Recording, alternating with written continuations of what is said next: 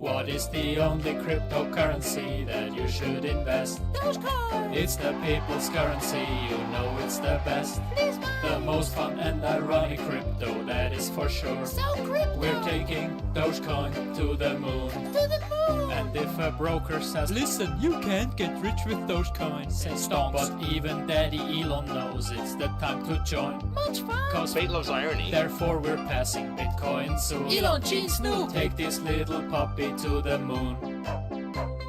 Hold it, hold it, hold it, hold it, never sell. Much rich! Buy more, buy more, buy more, buy more, it's doing well. Such high! Hold it, hold it, hold it, hold it, never sell. Much value! Rising, rising, rising, rising, I can tell. Very trading! Shut up and take my money. This meme coin is looking funny. Let's make history together. In Doge we trust. Much trust! Jump on the hype train, bros. Cause even Snoop Doge knows it's going up. Don't drop it when it's hot. Doge is the only cryptocurrency that you should invest. DogeCoin! It's the people's currency, you know it's the best. Please buy! The most fun and ironic crypto, that is for sure. So crypto! We're taking Dogecoin to the moon. Dogecoin to the moon. Dogecoin to the moon. Dogecoin to the moon. Dogecoin to the moon. It's beyond!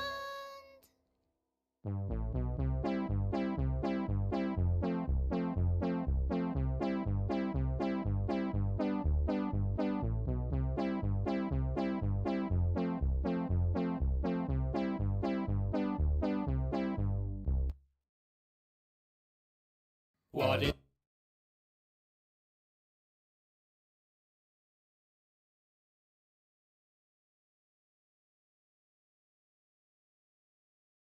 Alright, welcome back to another episode of Dream Tanks TV and ReinHardt's Madness. Alright, cool. Alright, we're gonna do 2 edits and then we'll see if anybody's saying anything in the cryptoverse. And then we might enter a lever position after 10 p.m. So this is now a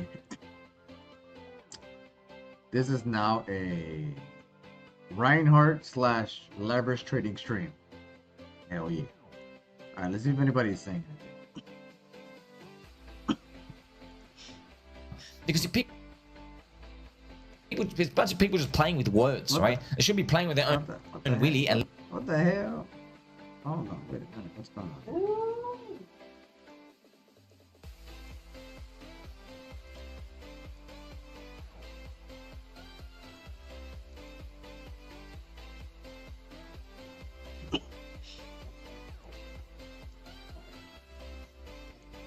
Good morning, good afternoon to the DogeCoin Moon Boys. Looks like I got sunburned. Welcome to another episode of the Daily Dose of Doge Shadow that was her Realm decision to Edition. do it. I don't know how I got sunburned. Yeah, that's just crazy. Isn't that weird? I have sunburn, but I'm still pale at the same time. I guess it's Yeah, just the fuck camera. that But nevertheless, Even Medea is mad. She's like, I hate Yeah. to be that guy that thinks he's the main character. Smack. But I What's wrong do with remember you? saying that when I get my car back, it's gonna mark the bottom. It's not funny. It's actually sick.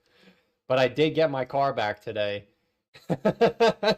And we broke 60K. So I don't know. You know? I don't know. I want to say the worst is over, but I'm not going to because I don't want to be Wojak. But we're getting extremely close to our green box, which is September 20th. As we've been saying for the past month, beating a dead horse, which I'm sure everyone is saying it at this point, 150 days post-halving is September 21st. If we go back to 2020, whatever the last halving was, that was 2020 actually, 143 days post-halving to the moon. Again, these are rough estimates. And then this one was 100. Here's the halving, right? Post-halving, 146 to the moon. So, I don't know. Is it going to happen again? I hope so. But it's also more important because it's September 23rd. And as we've highlighted, every September in bull market years, with the exception of 2019, and I don't know why that's there. That's December. I guess we'll say 2016. Yeah, I don't know. I don't know why that's there, honestly. But the hell with it. We'll just say I'm getting old now for statistics, but you can see in the past 10 years, we'll just say 3 of them were red and the rest of them are green. I don't know what the math is, but as far as post Yo, what up, Shaggy? Says Polygon making moves today, up 15% in 6 hours today was awesome for my Polygon bundle. Yo, legit. We're leverage trading now, so we made close to a little over 100% on our leverage trade. So I realized that if you position yourself correctly, you can make 100% every trade, and that's what we've been doing. So leverage trade for the win. So yeah, and it's on crypto.com. But yeah, we're gonna start leverage. Well, we've already started leverage trading. We've been doing really good. So we trade the 24-minute. So we sell the top, and then if it goes back down, we short it to the next, and then we buy the bottom, and then we long it. So either way, we make money no matter what. That's not simple. Yeah. So it's all good. Shout out to you, Shaggy. Hope you're doing good, brother. September 20th, right? So post September 20th, in the past 10 years, 6 of them were green, 3 of them were neutral. I don't even know why this is red, because you can clearly see we went up. But I'm gonna make it, well, this is supposed to be green. Yeah, I don't know. Oh, that's not September. No, I take that back. I don't know why that's even there. Maybe it's there because of the 150 days. Yeah, this isn't even supposed to be here. You can clearly see that this line is green post-September. So I would say out of the past 9 years, 7 of them were green and 2 of them were red, right? September 20th, we bottomed out to the moon. September 20th, looks like September 26th to the moon. 2019 was bearish, no argument here. And 2012 was bearish, no argument. So 2 out of 9 were red. Now, if you measure that halving years, September of 2020 was bullish, and September of 2016 was bullish, like as far as going to the moon. So I do think history is repeating, where you have the halving, you have September. Coincidentally, though, as I just told you, to wrap it all together, the halving and the September 20th are in the same spot this time. So maybe we do start rallying, which I do think there's a good chance that does happen. However, could we go back down one more time? Sure. I don't know. But we did make a higher low, which is beautiful. Ethereum is clearly still struggling. So I do want to point out that even if Bitcoin pushes back to like 58K or whatever, I don't know if it will, but let's just say it does. You are setting up for something like this, where if it goes back down one more time in October and then we get something like this, that's actually exactly what happened last year. You'll notice that Ethereum didn't bottom until October 12th, but Bitcoin actually bottomed September 12th, a month earlier. So it's entirely possible that the bottom is already in, and maybe we already go up from here. I don't know, but it is still September. It is still deep in September, so I wouldn't get too excited. Me personally, I am starting to get excited. I think I'm gonna buy a moon helmet. Once we hit October 30th, I think I'm gonna, or not October 30th, September 30th, I think I'm gonna buy a moon helmet. But yeah, I think the time is coming, gentlemen, and the 5 ladies and the 2 non-binaries. I think we got a shot at a bottom. I mean, look at the S&P 500, man. Remember the doomers were like, oh, recession. I don't see it. Well, I think next year. I don't think this year. I think we got a shot at a bottom and a shot at a bottom. Now, it looks like the DXY also has a shot at a bottom, so that's not necessarily the most bullish thing, but it looks like it's setting up for something like this, ironically. So I would imagine if the DXY doesn't break down in the next 2 months, it's probably not going to, and it'll probably see a rally like this. I'm not a TA guy. Maybe that doesn't happen, but it does look like I said, normally when Bitcoin goes to the moon, the DXY falls, as you can see here, but it's making a big base, and you can see that, here's the other example, obviously. But back in 2000, so again, we could technically be in something like this too, right? I don't know. But I'm just highlighting that this is something that some people might not point out. In 2012, the entire bull market occurred while the DXY stayed flat. So it's entirely possible that the US dollar actually rallies like towards the end of the year, which if that does happen, then that puts the nail in the coffin for any type of bull run next year, which I think will be the case, which I do think the DXY will rally next year, but it's at support. I mean, I'm not going down the rabbit hole of the US dollar. It's at support. So it's been at support for 2 years almost. Well, I guess a year and a half.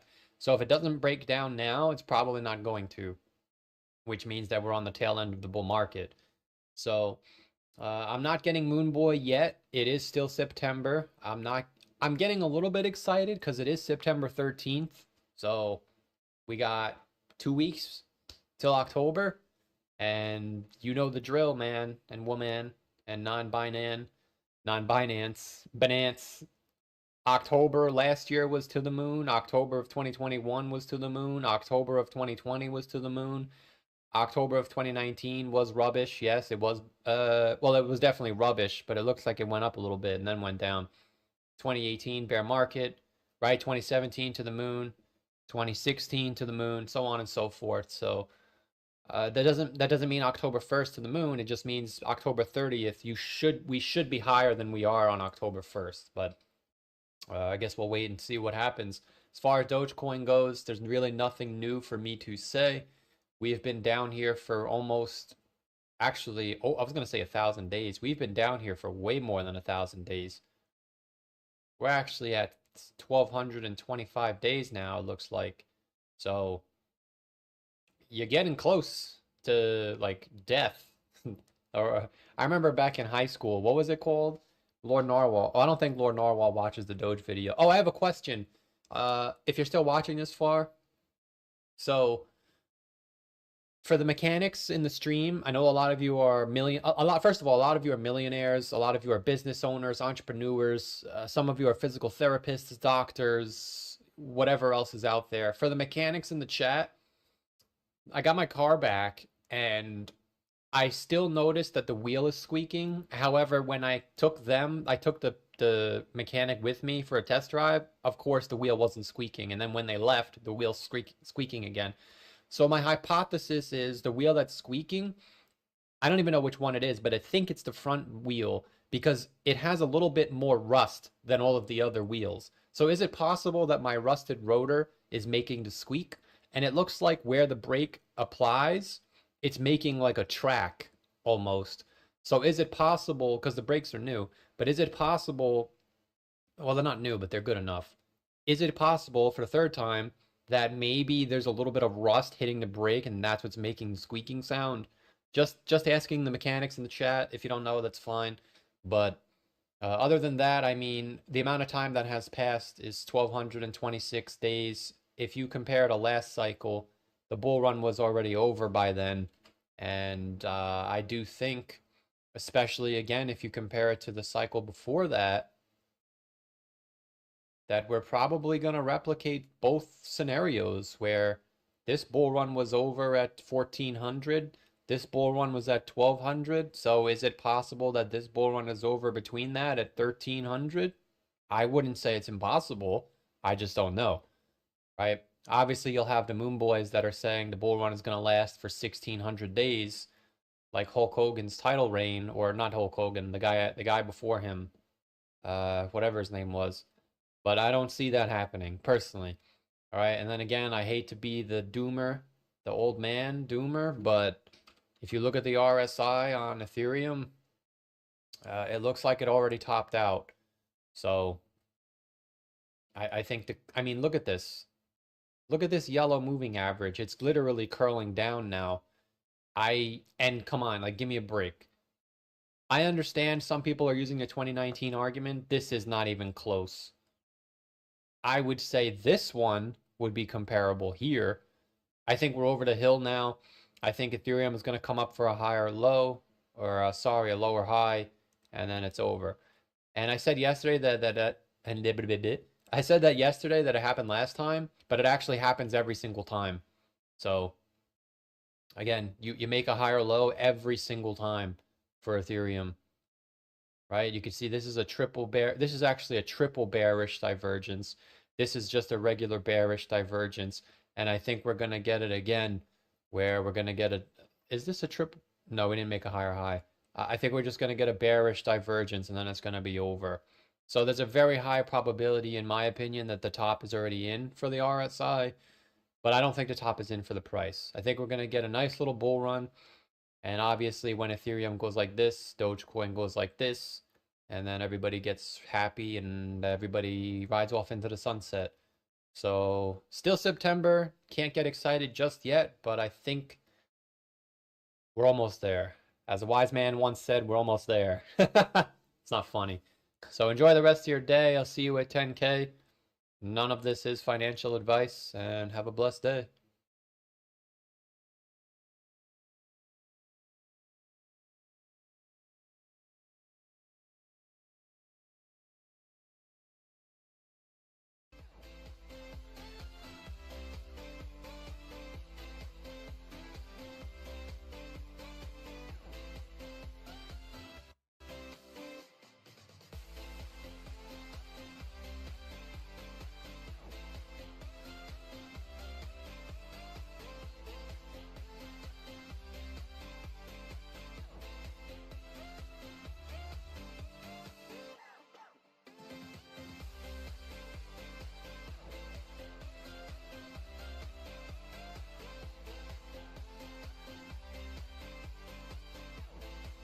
That one will probably be about 10:30. More toward 11. Hey, there's AD. How's it going, my man? Well, there are. I was going to save it for late night stream, but for you guys here, since I can't tell how many we got here. Well, it normally tells me. Oh, we lost a few on Caspa there. Now we see who the diehards are. Not. All right. Well, too bad. Well, here's some coins that might be worth looking at. And I want to throw these ideas out there. Here's Tia, who is still down, but she's starting to move. She's just now starting. All the other coins have popped off. She is still in her nice little zone. She's just now popped out of the accumulation level. So for anyone trying to look for something like Tia, that could do some damage. I mean, the next target I've got is right up here, 568, and from where we are right now, for anyone who FOMOs in, it's a good 28%. Not bad. And of course, you know, Tia is a modular blockchain. It'll get its high back, and this is a pretty good place to pick up a number of them on a nice rounded bottom. Start picking up some of this, getting us ready for the bigger move, because she can do some damage. We'll pull this fib all the way up here. What do you say about $14? I mean, from $4 to 14, 221%, up to $17, which she's been 282%. This is a good place to start looking at this guy. Just throwing that idea out there because she's getting ready to do her official big ass breakout to the upside. So if there's any alpha that I can share, it would be Tia getting ready to do something big here. And I would suppose if we were to take just a measured move from our channel top down to our wick there, it would suggest that we come back up to $13.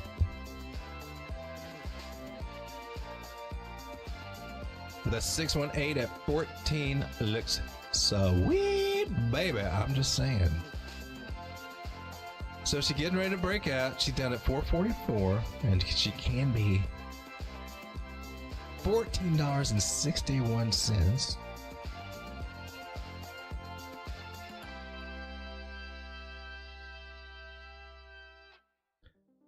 A spot trade or something with small leverage, nothing more than 2 or 3x, but just spot, getting really tight under a couple of these, under that 4-hour candle.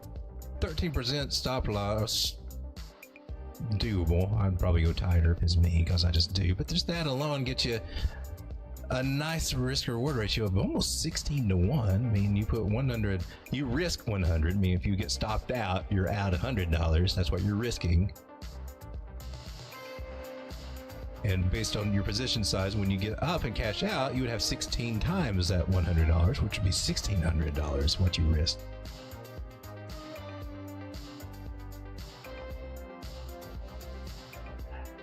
If you put $100 in, now your profit, your return on ROI is 213%. So if you put $100 in, you should get back, or should come out with about 300 and some change.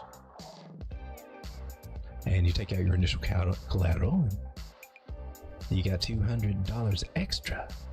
That kind of idea. So, not bad. Those other ones worth looking at. And we can take a look at Crow.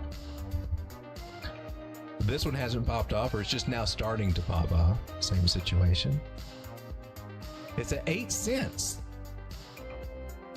Now remember that in a few months, after everybody's got their Crow card, it plays into that. It does have a use case. And Chronos Chain. But it's really cool that it's got to be staked to have access to Crypto.com's Crow card. And when that thing starts getting hyped and retail comes in, oh man, can this maybe do some numbers. And not just talking about 8 cents, she went almost to $1. Maybe went over $1. I can't remember last time. It went up like crazy. And if you just stake this for 6 months, you get some benefits.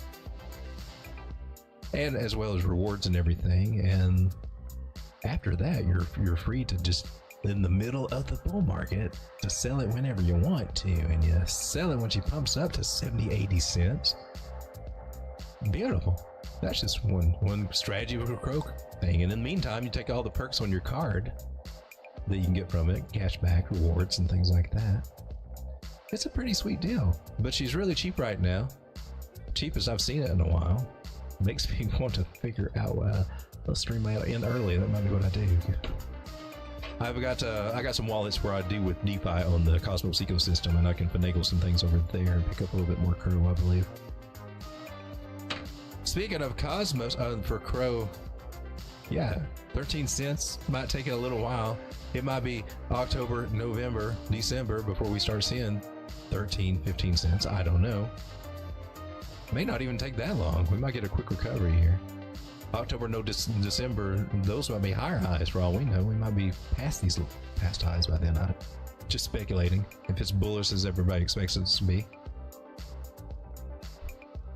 But just going with what the Fibs say, 66% gains on that, not bad. Not bad at all.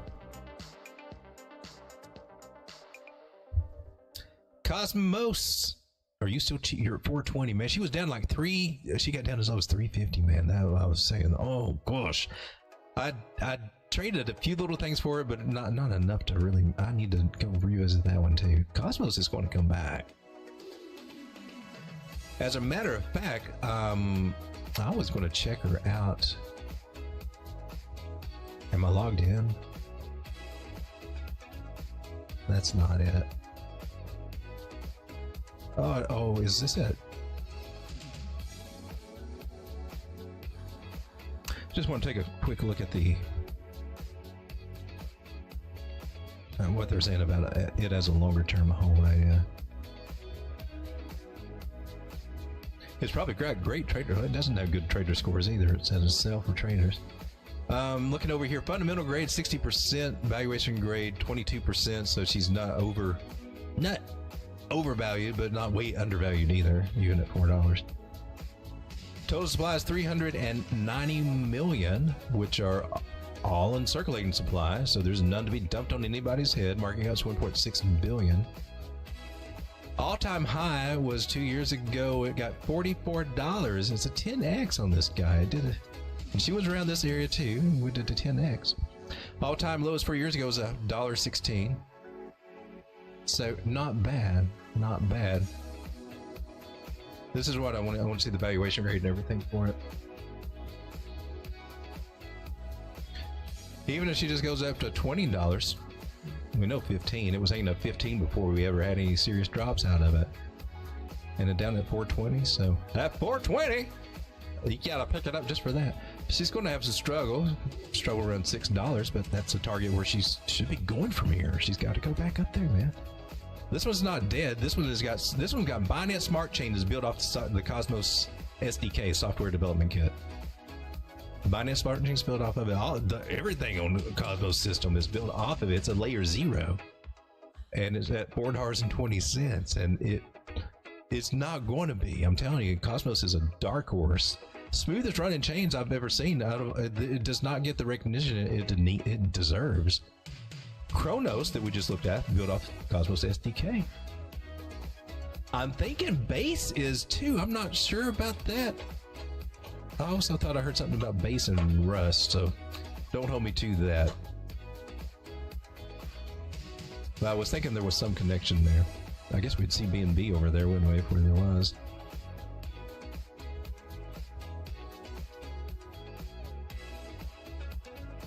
Justin says, I think 14 was the macro bottom. It may be. It may be. They left to go by Caspa. All right, guys, I'm going to go ahead and get out of here. Just celebrating Bitcoin, reaching 60,000. She's at 60,500. I'll probably be back again maybe 10:30, maybe 11. Maybe push it a little later, just depending on whatever else is going on here I got to take care of. There'll be some things. But what's she doing right now? Are you still on that flag? Goodness gracious, we could have spent the whole dang show just looking here, watching you flag out on this. Fight with that trend line. Are you fighting with it? Look what target she hit. I'm just saying, this one and that one. And she did break that trend line. Oh, okay, I got to figure out where we were. So what we've missed since we've been gone, she wicked out of here and then came back down, right? Oh no, it's over. It's going to the 0. Came back up and she couldn't get past it. Flagging out, lost it again, and then wick right back up. Looking nice, looking very nice. I guess we don't have to worry about this place down here. She's a double bottom there. Beautiful, beautiful. How did that double bottom play out if you were to take that measure move? Just put this stuff to the test, man. I would say that's fairly accurate, would you not? This stuff works, ladies and gentlemen. This stuff works. If you're just kind of... Thomas Bukowski is all I can say when it comes to the patterns and all that. Thomas Bukowski, baby. Free site. Guys, I'll be back later tonight. We'll take a bigger look at the altcoins and not spend as much time on Bitcoin or anything. Hey, yo, cheers, everybody. Yo, cheers. Cheers. Be groovy, be cool to yourselves. I mean, he's just going around And asking enjoy people this, man. Enjoy this coming up. if they want to be an I guess tonight we'll be discussing if it's about altcoins and if it's safe, or should we be taking profits, or should we be getting into some, packing our bags. We'll start talking about some of that stuff tonight. Hope to see you guys there. Thanks for hanging out. Oh, I lost the end screen. Yeah, that was a crazy smoke. Ooh, yo, cheers, everybody. Yo, cheers, cheers. Beautiful. Cheers. Double cheers. That's someone's outro.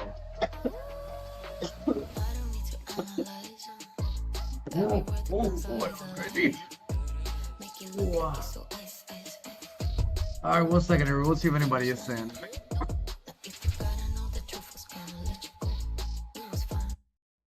Welcome back to Cryptos Are Us. I am George. We're all George. So I'm recording a very quick Not gonna lie, dude looks like an egghead. video. I just got done with a 17-hour flight. I'm not in Singapore yet. I'm still in Taiwan right now waiting to fly, but I just want to make a quick video because obviously I saw today while I was sleeping, Bitcoin was pumping. Bitcoin is above 60,000 once again, 60,400. It's looking good. This week has been absolutely great. We had a Fed pivot moment, right? Broader market went up. Bitcoin, crypto went up. It's all looking good right now, leading up to tomorrow. No, not tomorrow, next week. Next week's big FOMC meeting, where we will either get a 50 basis point cut or 25 basis point cut. But I do think right now, Wall Street and everyone in between is thinking that this Fed pivot is going to be absolutely fantastic. And this is the time to buy. That's what's happening right now, right? And we got some favorable inflation readings earlier this week, but overall the markets are reacting very, very, very good. So we're looking good right now heading into next week. We do have, we've got a lot of stuff besides next week, besides the FOMC meeting, where I'm heading to one of the biggest conferences in the world, Token 2049 in Singapore, right? Generally speaking, there's this like phenomenon where Bitcoin and crypto dumps during these big crypto conferences. May not happen this year. We actually may see the reversal, that while it's happening this week, we see things go up. That's actually what happened in Nashville during the Bitcoin conference. We saw Bitcoin go up. So we may see the same thing this year. And I've heard so much about Token 2049 in previous years, how it's just absolutely amazing. Even last year and the year before, how it was like crypto was so down and out, and but there were so many projects and hopeful people that are looking towards the future. I can't wait to see how it is this year for myself. Obviously, besides that, there's a KC fight. Also, Solana has a conference too called Breakpoint that I'll be attending. But I'm planning on meeting a lot of crypto people this next week. I'm really hopeful, just in general, about markets, about crypto, about where things are going, and meeting all these new people. Yeah, I'm just excited. And hopefully you guys are too. I know it's Friday night for you guys that are watching this right now. That's it for this video. Just want to come out a quick video for you guys. Today is good. Overall, this week is good. I got a really good crypto cruise video for you guys tomorrow, and I'll try to do something on Sunday where I do a Sunday walk in downtown of Singapore. All right? Smash the like, subscribe to the channel. Take care. Bye-bye. What the hell? He really didn't even say much. These people just clickbaiting. Crazy. They just clickbaiting just to flap their gums.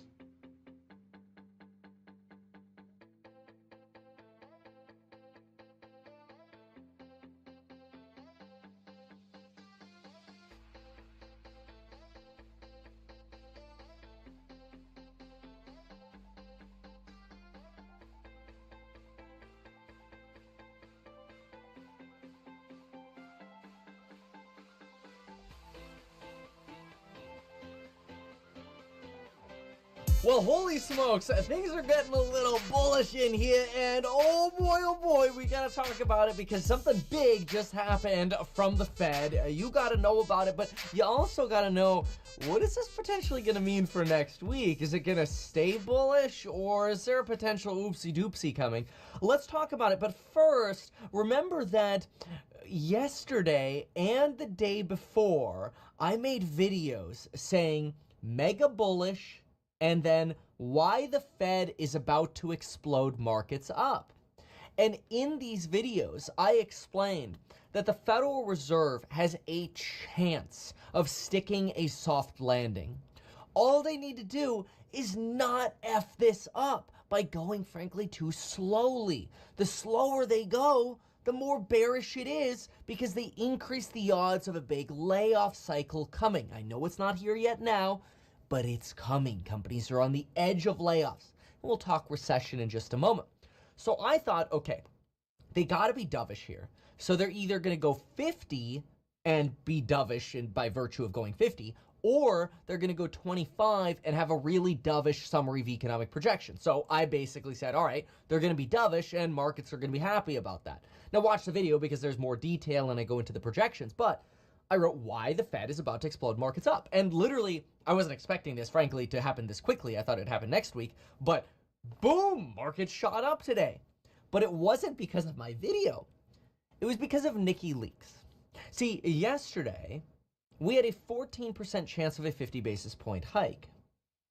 And the Federal Reserve doesn't seem satisfied with a 25 basis point hike being priced in by markets.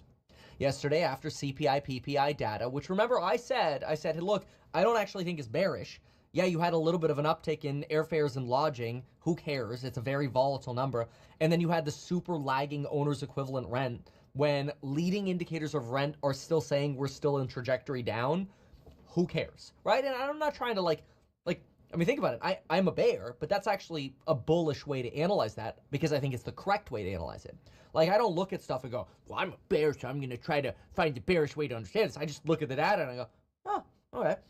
So yesterday we're at like 14 basis points at 25, and I'm like, oh, this is going to increase the odds the Fed makes a mistake, and then you have a greater chance of recession. I don't want a fucking recession.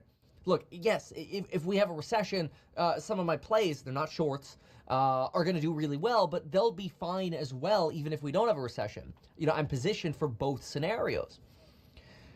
But a recession is really bad for like startups and trying to grow businesses, right? So I don't like that. That creates a lot of pain. Economic gloom is depressing. It's bad. So yesterday we're just at 14. I'm like, this isn't good. This isn't good. And then, lo and behold, we get a Nikki Leaks drop. Now, when have we ever had a Nikki Leaks drop before? And who the hell is Nikki Leaks? Maybe you don't even know who that is. Well, it's Nick Thiermos of the Wall Street Journal. He usually sits next to the New York Times girl at the FOMC meeting, but he didn't last time, which makes us wonder if there's like some relationship drama happening between Nick and her, Smilyak. That's really a topic for a different video. Maybe not a video at all. But anyway, Nick T, on June 13th, just about 30 hours before the 2022 June 15th FOMC meeting, dropped a little Nikki leak. Now, why did he drop a Nikki leak? Well, it's because markets were pricing in just a 35 to 45% chance of a 75 basis point hike. Well, the meeting was in 30 days. The Fed's in blackout window. They can't just tell Bullard to go hawk. Like, they want to give us a 75 in June of 2022, but markets are only like, nah, 35% chance we get a 75, and the Fed's like, no, it's going to be 75. But they can't say it because they're in blackout. So what do? Nick T, tell the world we're doing 75.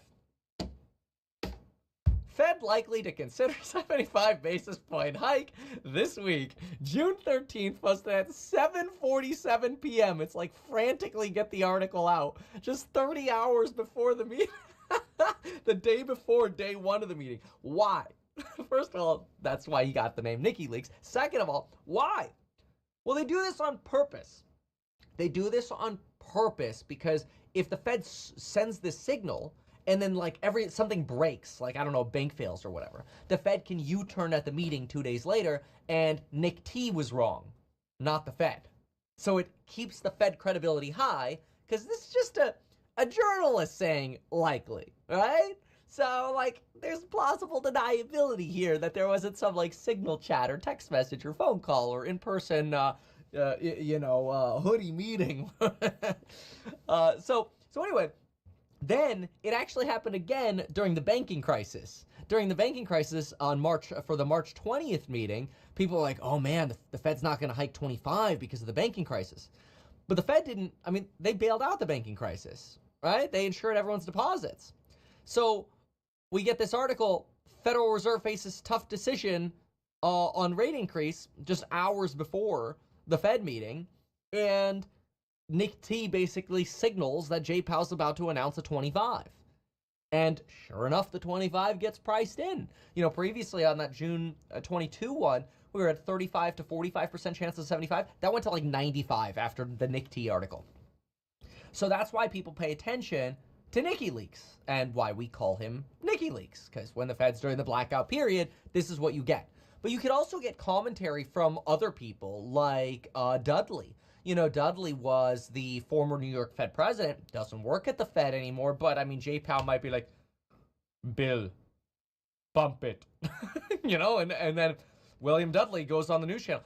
I think there's a strong case for 50. The labor market's slowing down. We really ought to cite what Jay Powell said at Jackson Hole, not seeking any further softening of the labor market. He didn't call me or anything. I'm just basing it on, what he said a few weeks ago. It's all rigged. That's why I actually think it's hilarious, because it's just like, if you read it like the book that I'm reading you, basically, it's pretty straightforward how the game is played. Okay, cool. The question is, how do you trade around this? Okay, well, that gets a little bit more complicated. first thing you have to know, and I'm going to keep this one short because you probably already heard about it. Yes, Nick T dropped a piece, okay? Yep, he dropped a piece right here. The Fed's rate cut dilemma. Okay, should we start small or big? We don't know what to do, blah, blah, blah. They talk about, hey, we don't want to let the soft landing slip through our grasps, like slip through your fingers. Fine, I'm just bottom lining this article for you, okay? And then over at here, it says, right now markets expect the Fed to cut by more than 100 basis points this year, but if they only go with 25, they could cause the market to crash, which would be bad. And they don't want the market to crash, so I write, bump it. But there's also the risk if they go 50, they might pump the markets too much and they might cause inflation.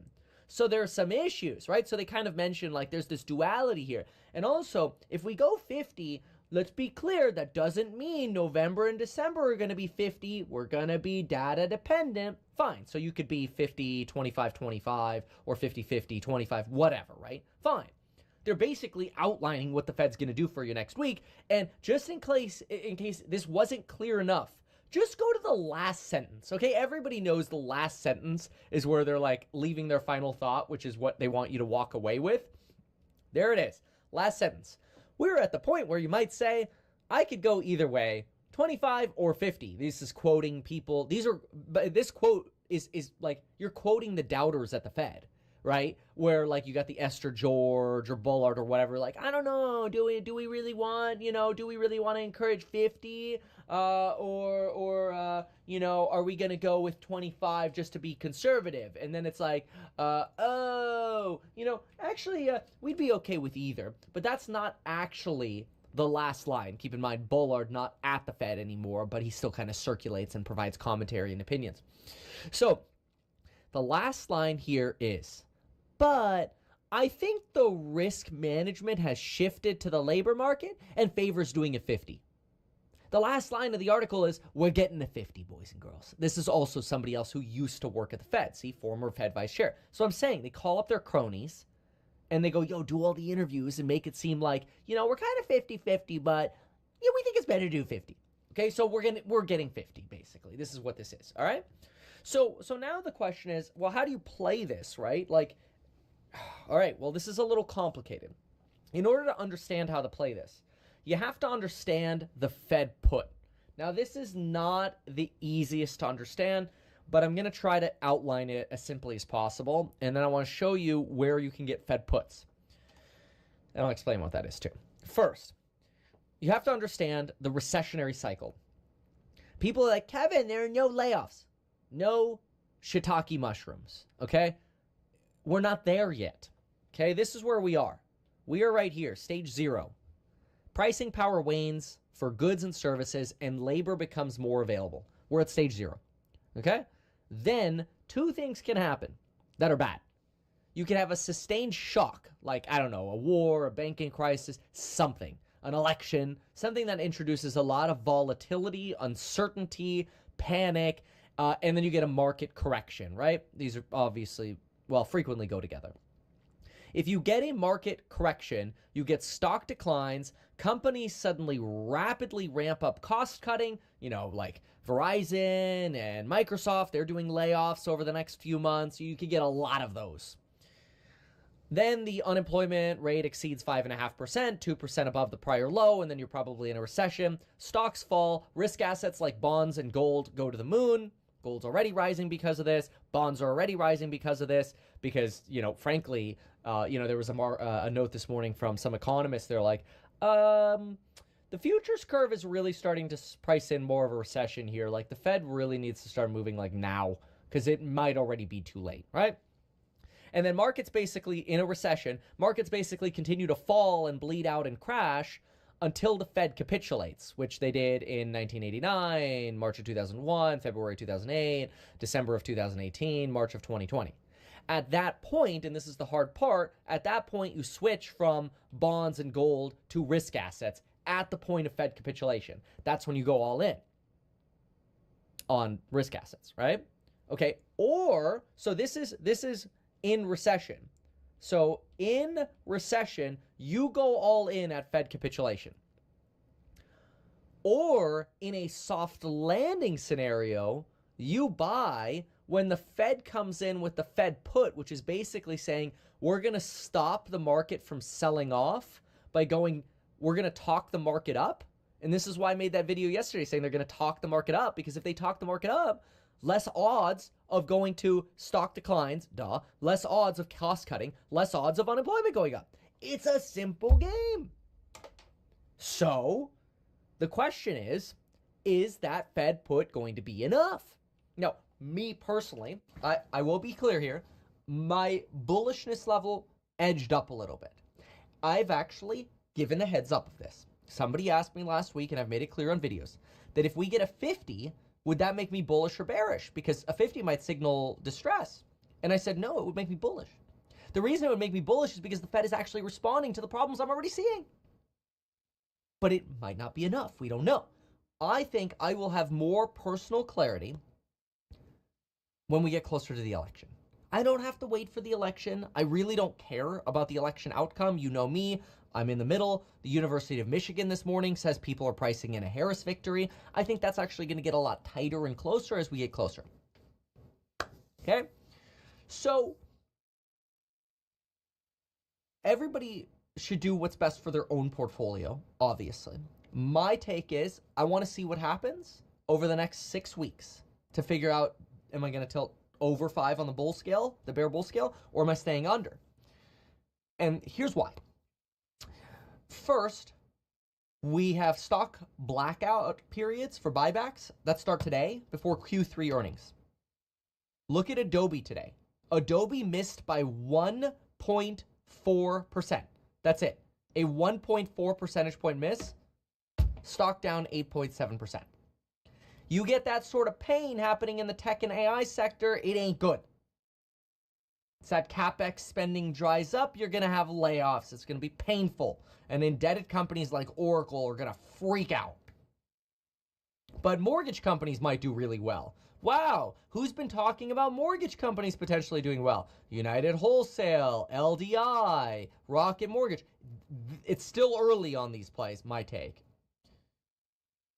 But the point is, you have blackout periods, election volatility, and earnings and Q4 guidance coming up, as well as additional jobs data and a few more reports that we're going to get, at the beginning of October, and frankly, even at the beginning of November, you'll get another jobs report. You get one more CPI report, 2 more jobs reports, and then a bunch of other data in between then and now, specifically with earnings. So I think there's a lot to digest, and I don't see a rush to dive in. I understand on a very green day today, it's like, oh, well, you could be all in. Dude, I got a lot of exposure to the mortgage companies. We're kicking ass today. I also got a lot of exposure to other things that are doing well today. It's great. And they're not shorts. I'm not short. The only thing I have exposure to is a small short Bitcoin position. But it's so small. It's way offset by these huge moves in some of these other stocks. So I've just positioned towards what I think will do well in a recessionary time. This is different. Or a soft landing. Okay, so then the question becomes, all right, well, if everybody's now pricing in the Fed being dovish, which they're not doing, it's not great. I mean, we're only at a 52% chance of a 50 basis point cut right now, so you're still 50-50. Frankly, you need another Nikki T Leaks article. Probably like Monday or Tuesday, expect another Nikki T Leaks article, and then it'll slam dunk it, and it'll get a like 80-90% chance of a 50. Great! Fantastic! That should be great for my plays as well. I talked about those in the course member live streams. So now, what about for you? And what do I think the market direction is going to be? This is a big one. This is important. Because I think something might happen next week, and I'm going to explain it. But first, I want to just take a brief moment to say, check out stockhack.com. We are not going to be able to take everybody immediately. So if you are interested, go check out stockhack.com. I just want to explain really quickly that we are going to have partnerships. We're already building our partnerships with either Interactive Brokers, JP. Yo, the shilling is crazy. I don't care about your stuff. Just this is not a hedge fund. What this is wealth building. How can we look at your portfolio and say, hey, it's different. Maybe it ain't that. There's no blanket error. You can't renovate this. There is a 30-day cancellation. No. Dude's just chilling now. Ain't nobody got time for that. One second. Let's see if anybody else saying anything.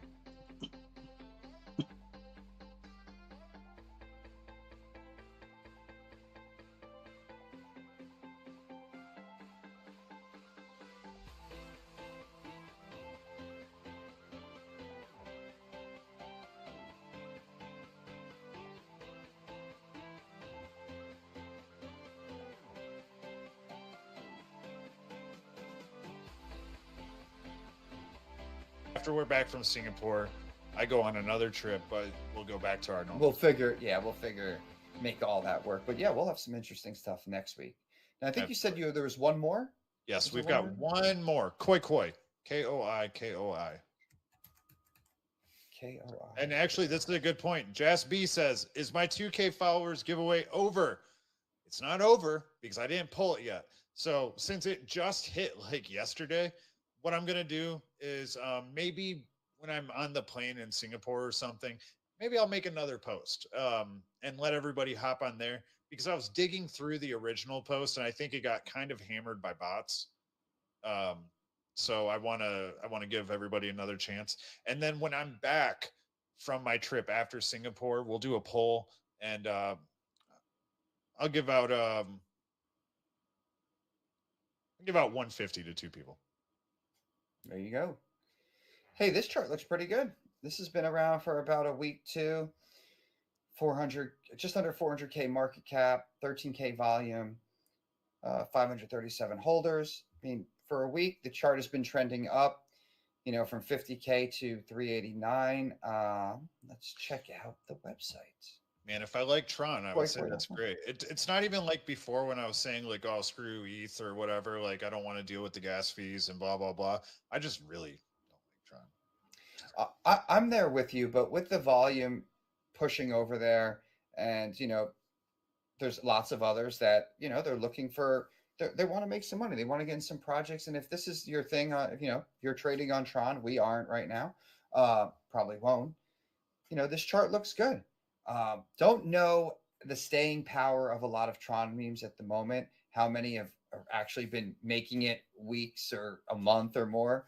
Would have to look into that a little bit more. But, on glance, the chart looks good. Contract address is right here in the top with all the links.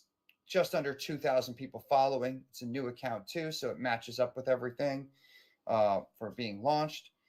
And yeah, look at this. Tron community tweeted out about it.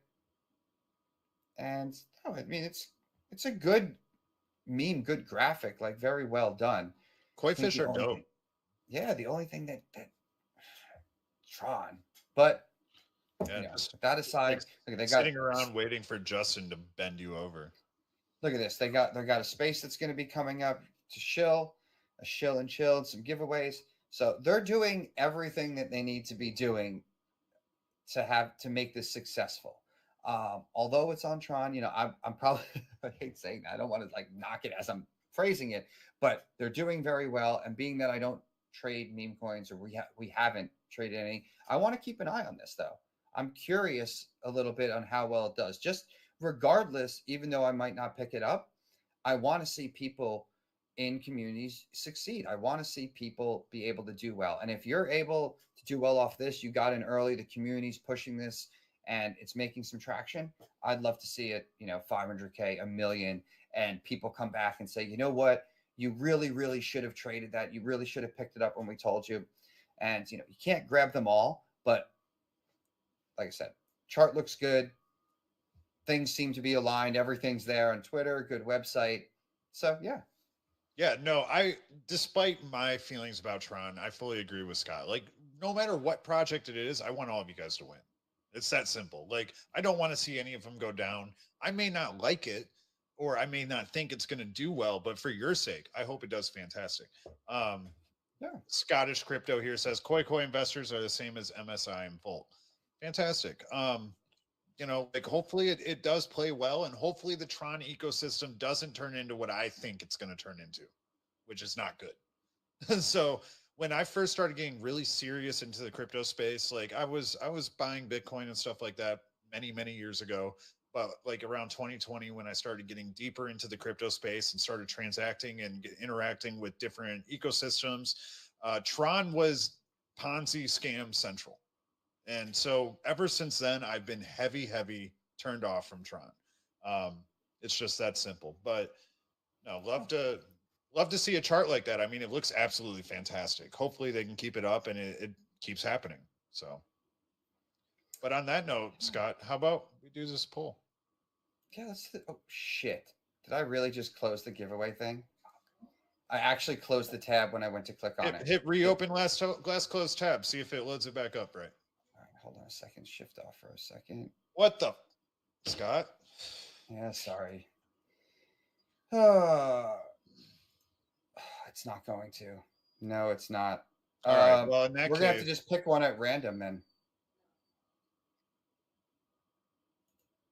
I'll let you do it. The thing is My bad. I don't know how honest or how truth, like, I don't know. Screw it. I pick whoever I want to pick. Well, this is how it works. We've got Megapixel. I think I've caught at least 40 of your shows live since the very first one. Still haven't won any giveaways though. Well, you won't be saying that anymore because you just won $100 of XPX, baby. So what you have to do, first off, congratulations, Megapixel. And what we need you to do is to drop your Twitter handle in the live chat so that our wonderful mod will grab it, so that when you message either Scott or myself with your BNB address, BNB, we will know it's you and we will promptly send you your tokens. Congratulations. Thank you for continuing to tune in. Yes. So let's go back up to here. Well, that is crazy. 50 streams, 50 shows in the books. We're going to line up another 50 more at least. You ready to 100x this? Yeah, I think so. And I'm going to try to continue to bring you great projects, great giveaways, and be there for the community. And it's just amazing that everyone that's been commenting week after week, supporting, resharing the stream, watching streams if they missed it. It's just, yeah, I think we've been just very blessed with this past year and being able to do this. So, yeah, incredibly grateful for all of you specifically. Like, you know, we started this show just for fun. Like, we wanted to talk about shit coins and and you know, have fun with people and you know, do a show where nobody's being preyed on, right? Instead, we're just trying to share knowledge and hopefully help you guys all make educated decisions on your moves. And I think so far we've done that well, but we've got to keep doing it. It doesn't stop here, just like it doesn't stop with Megapixel winning. There's going to be more giveaways. There's going to be more alpha. There's going to be more chaos. But Megapixel, we need you to drop your Twitter handle in the live chat so that I can end the stream. Oh man, so then we've got 1 million by show 100. 1 million what? Our wallet? Probably. Well, maybe, because let's hope a couple of these memes take off in the bull market. So, and that'd be great. Look at this. Yes. Bunch of, what's this? Happy 50th. Let's go. Let's see that. That'd be great. 250K Bitcoin. Yeah, I do. I love it. That was hilarious, Mark. Thank you so much. That was a good one. I needed that. But what I really need. Oh, I dropped in early. There we go. Bam. Viveliciousness. Oh man, you're an Omi fan? You get it? You like that? Omi fan? But on that note, guys, have a wonderful weekend. Scott and I are going to fly out to Singapore tomorrow. And we'll be streaming. yeah, we'll see you. We'll see everybody live from Singapore on Wednesday, 7 p.m. normal time for you guys. Make sure you're following Josh and myself. We're going to be posting a bunch of stuff from our trip out there, from the conferences, from the IFC fights, from Solana Breakpoint, from all these different side events, and we'll give you the behind the scenes and inside look on this stuff. So make sure you're following us and make sure you are subbed to the channel. If you're interested in Patreon and all the alpha, there's a link in the description. And yeah, amazing. Josh, 50 streams, man. Awesome to do this with you, and looking forward to this week coming up and many more streams ahead. 100%. Thank you, Scott. And thank you, all 500 of you. It's perfect. Thank you all. All of you. 500 of you tuning in for show number 50. Like, just how you 10x'd our 50th show, I hope all.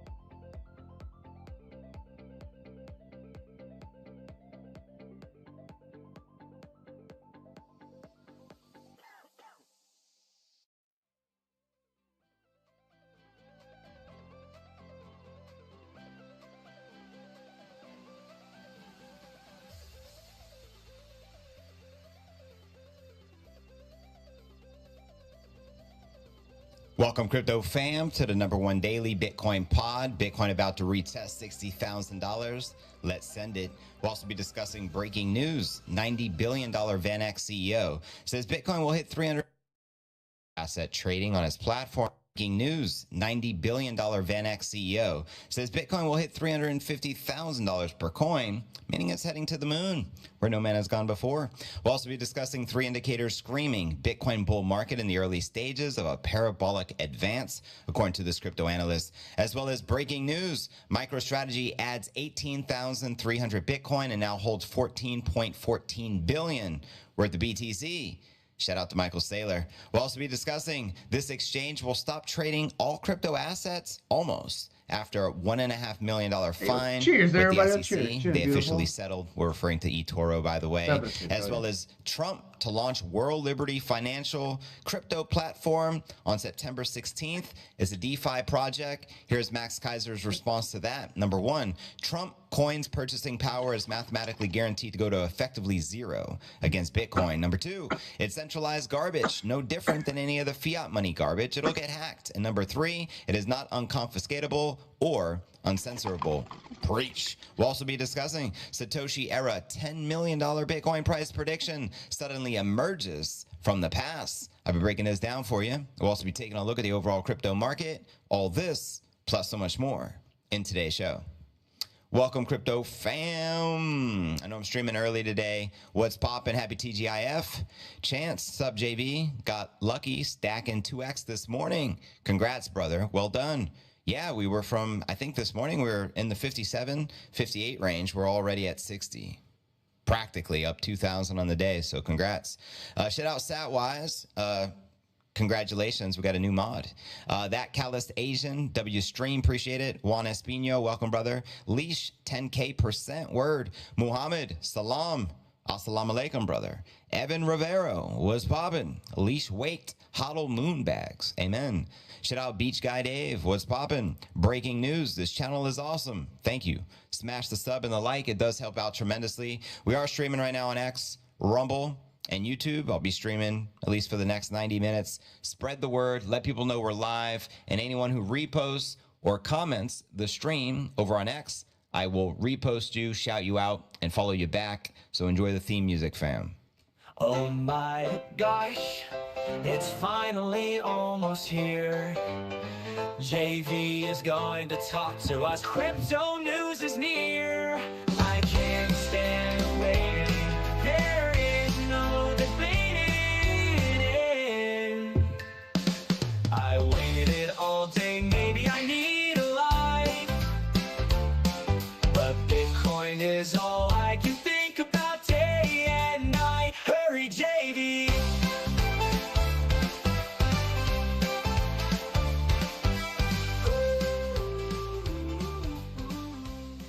Welcome everyone to the stream. Happy TGIF. Shout out everyone out here. Diana, good to have you. Got the early notification.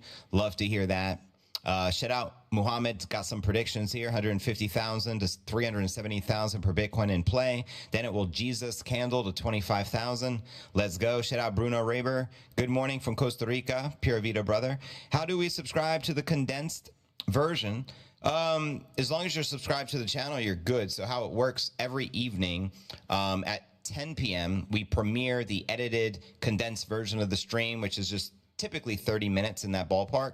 The live stream is typically 2 hours. So we condense the 2-hour live stream we do each and every day into roughly 30 minutes of pure content. And you can find that on the same channel under the video section of the YouTube channel. So under live, you're going to catch all the live streams, which are typically 2 hours. You click video, you'll catch all the condensed, edited versions of the pod under the video section of, and also you can find it anywhere podcasts can be found, iTunes, Spotify, Google Play, etc. Welcome, Tip Tyler. What up, JV? Heading out to Juma. I have to catch the replay. Do what you got to do. Enjoy Juma. And thank you guys, anyone reposting the stream.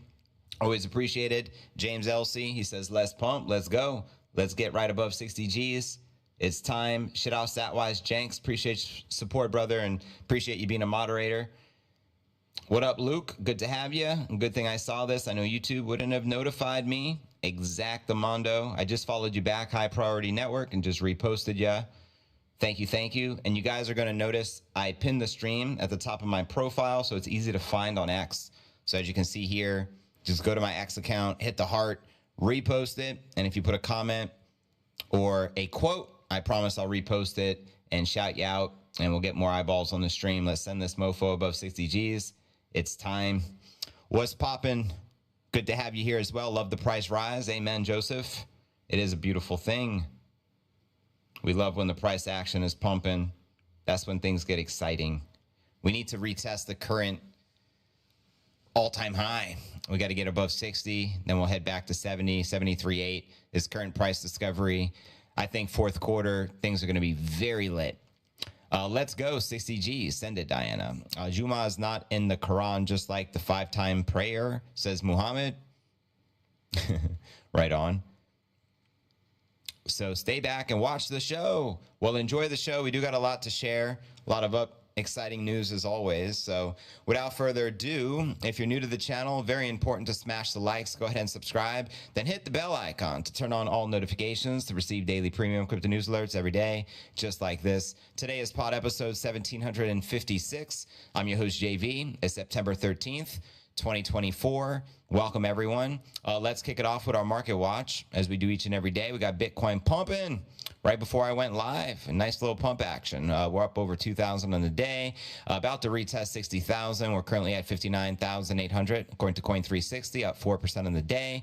We have Ether up 4%, trading back above 2,400. Solana, XRP, Cardano, AVAX, everything pumping in the green. And checking out CoinMarketCap.com. The current crypto market cap is on the climb as well at 2.09 trillion. The Bitcoin market cap, 1.179 trillion. We got, check out the top gainers, but let's actually check out some of the Bitcoin dominance I'm anxious to see. Ether dominance still all the way down at 13.9%. Bitcoin dominance 56.4%. Let me know which cryptos you're most bullish on for this particular bull. You can see a lot of gainers in the market today. And checking out the crypto bubbles, we'll get a visual perspective on the daily.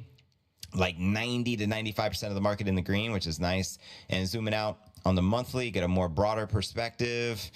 I'd say 70-30 in the green. And checking out the Crypto Greed and Fear Index, we're still a 32 in fear. Yesterday, 31. Last week, a 22. Last month, a 30. And checking out the time chain calendar. We have 188,000 blocks yet to go until the next halving, which will more than likely take place April of 2028. We're currently on block number 861,157. And today you can only buy 1,677 Satoshis for $1. The other day we were above 1,800, but it just goes to show you when we start pumping, this number is going to go down. So take advantage of it and act accordingly. And so there you have it, yo. Welcome everyone just joining the stream. I had to stream early today. Tomorrow we'll be back at the normal 4 p.m. time. So today it's obviously 12. So spread the word if you guys can repost it and let people know we're live. Thank you. Free Ross. That's right. We need to free Ross Ulbricht.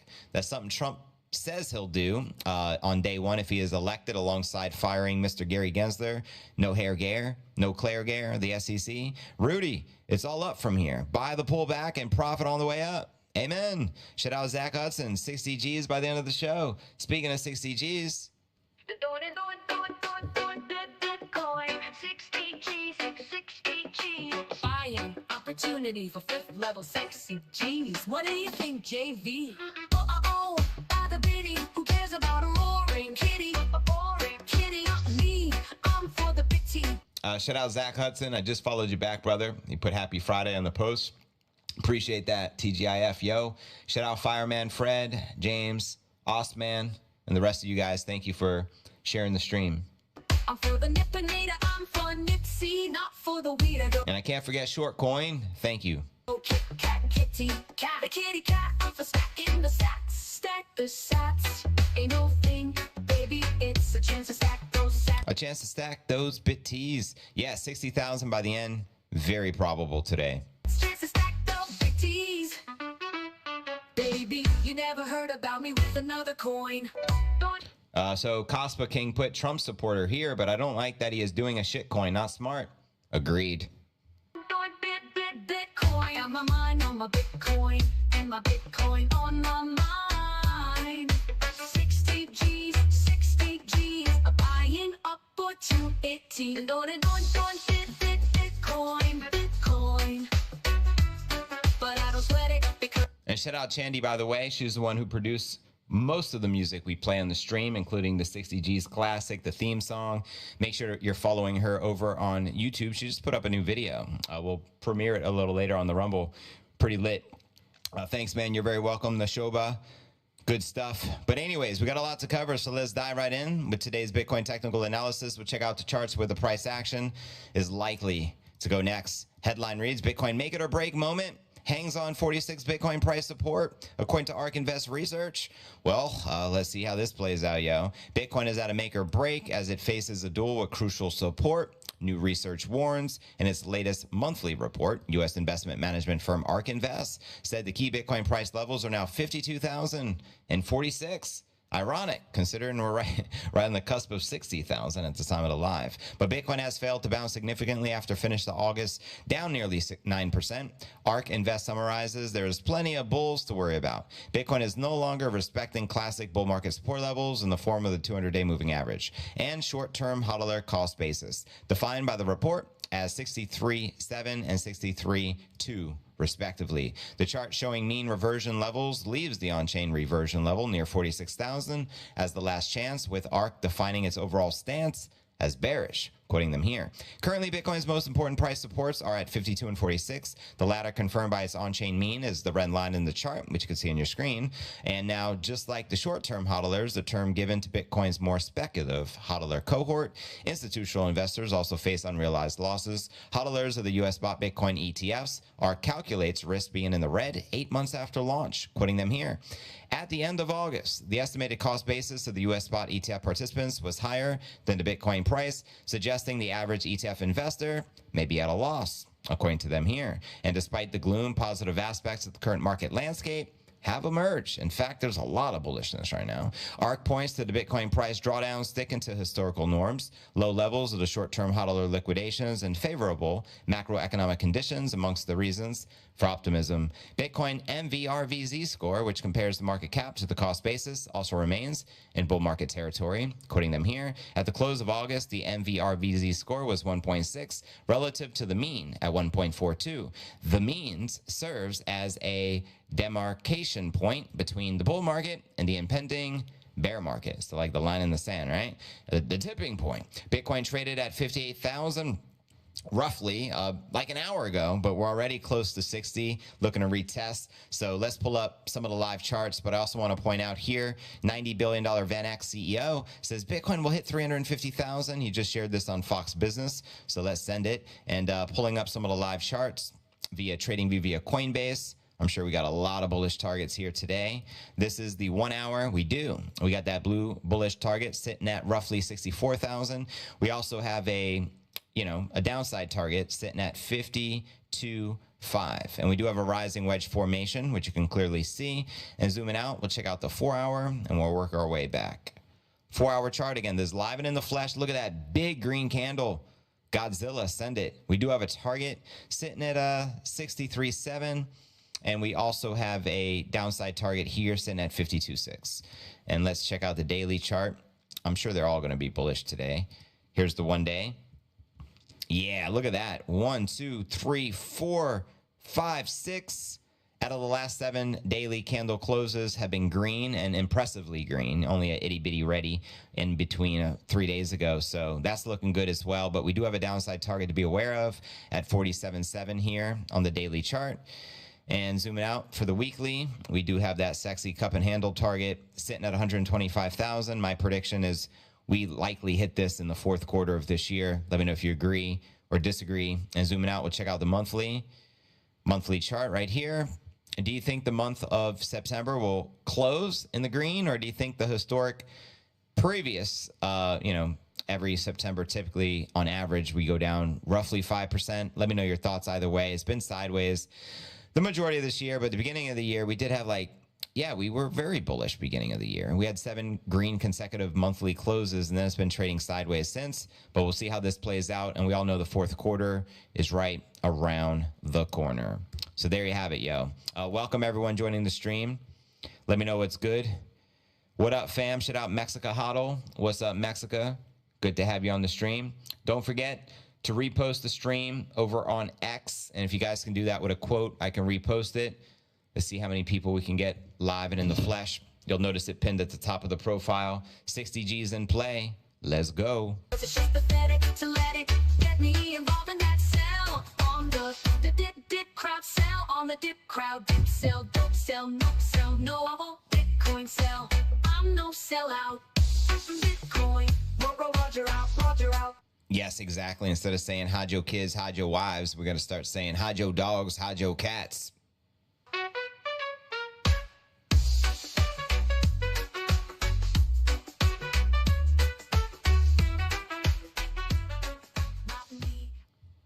Welcome, everyone just joining us. Bitcoin's about to test 60 G's. Will we break above it? Let me know your honest thoughts. Shout out everyone just joining us. Again, we're live on X, Rumble, and YouTube. I'm going to be streaming at least for the next hour, so spread the word. We got a lot of news to share. The latest with the Trump DeFi platform, which is launching in a few days. MicroStrategy just purchased another 1.1 billion worth of Bitcoin. Massive accumulation, markets pumping, lots of bullishness out here. It's a beautiful thing. But let's continue with the news. Our next headline here reads, 3 indicators screaming Bitcoin bull market in the early stages of a parabolic advance. Amen. Let's go. So as you can see here, synonymous crypto trader tech dev shares a graphic with his 500,000 followers that charts liquidity cycle, the Bitcoin Relative Strength Index known as the RSI, and the Bitcoin Fisher Transform indicator. As we can see here, all these metrics. TechDev's first chart displays a line for the Bitcoin price and a line that pits the Chinese 10-year bonds against the M2SL, which is seasonally adjusted measure of the money supply here in the United States. And based on the chart, he appears to suggest an expansion in the CN10, which is the 10-year Chinese, bond against the M2SL, which could trigger a big Bitcoin rally. The RSI indicator is a momentum oscillator used to determine whether an asset is oversold or overbought. The RSI's values range from 0 to 100, with a level between 70 to 100, indicating that an asset is overbought, while the 0 to 30 level indicates that an asset is oversold. Now, TechDev also charts Bitcoin's Fisher transform indicator to pinpoint the trend reversals. The analyst's graphics suggest that both the RSI and the Fisher transform indicator are both demonstrating patterns that look similar to patterns preceding the Bitcoin massive 2017 bull run. How many of you remember that? And look at this chart. Now check it. Back in 2017, Bitcoin went from sub 1,000 to almost 20,000, which is a 20x gain within 1 year. I want you to do the math here. What if, hypothetically speaking, Bitcoin did another 20x like it did in 2017? This cycle between this year and next year, because typically it's the year preceding the halving we hit the cycle peak. For example, the halving was in 2016, but the parabolic run-up, the big parabolic gains, was a year following the halving in 2017. So what if history is to repeat? What happens? You got $1 million Bitcoin, and Samson's Mao prediction comes true. Let me know if you watched yesterday's pod where we covered all of that. Obviously, today we're discussing a 10 million Bitcoin prediction from one of the true OGs. The first Bitcoin transaction was done by Hal Finney, and he's the first one to make the $10 million Bitcoin price prediction, so we'll be covering that as well. What's good, Diana? Welcome. Bitcoin Beaver, what up, yo? Yo, mate, I'm sorry, but the AI, it's time to go to the moon. Well, let's go to the moon then. 60 G's by the end of the show. We got to send it to 60 G's this time. Shout out Chad Fuller. Welcome to the stream, brother, and welcome everyone joining us. Shout out Reginald Nunez. Me as a moderator to run things from the Middle East. Hey, that's right. And I forget, what part of the Middle East are you in, Mohammed? Are you in Saudi Arabia? Let me know, because I know you'd be calling the targets for the Saudis here. But yeah, let me know if you think we'll have a repeat potentially of the 2016-2017 parabolic run-up. And again, if we did do 20x, we're over $1 million per coin. Yeah, I mean, if we did half of that, 10x, still 600,000 per coin. And if we did half of that, we're still talking 300,000 per coin. So things are looking pretty lit right now. And again, welcome everyone joining us. I'm going to check my X feed. Anyone who reposts or comments, the live feed will get reposted, like Adam Taylor. Thank you, brother. Just reposted you. Make sure I'm following you. Yep, following you back. Shout out Rudy. The weekend is here. Early crypto talk with JB for the bull run, streaming early. That's right, Rudy. Thank you, brother. Just reposted you. Much appreciated. Happy Friday. Yes, yes, it is TGIF. Are we going to have a nice weekend pump? Will the pump continue? I think we got to decide, in my opinion, I think we decisively need to get above 61. And if we do, we'll shoot right back to 70. And then we're only a few percentage points away from price discovery, which is when things get exciting. I think that's what's going to attract the retail to this cycle. Previous cycle was all driven by retail. This cycle thus far has been driven by institutions. I think the retail will come on board when we hit an all-time high. That's just the psychology of man. You know what I mean? Kuwait and the USA. Oh, nice. That's what's up, Muhammad. Yes. So how I do the moderators, typically you got to be here for years. And because we already have a lot of mods and they all been here for years, minus maybe 1 or 2 special occasions. But we just made Satwise. He was the original OG of the channel. He was the latest mod, so shout out Satwise. But we have plenty of mods, so it's not like we need more. But when the time comes, we'll definitely discuss it, brother. Shout out Crypto Surge, one of my favorite mods. Speaking of mods, smash the likes and subscribe, repost. Thank you, brother. What does that say? DTC, BTC, TGIF. Shout out Joe. What up? 10x times 600,000, 2025. Send it, Lasercat. I'm so ready. Thank you, Crypto Surge, Steven. Appreciate you, brother. JV and the Crypto Fam, live right now. Just reposted it. Catherine Weaver, appreciate all your reposts. Thank you. Yes, I see we got 400 people on the stream. Keep the comments flowing. But let's continue with the news. Ryder says, yep, got to outlast trying to control the whale. Make just F them up and buy the dips they make. Yes, let's all thank Michael Saylor for the pump today. I mean, he just announced a $1.1 billion buy.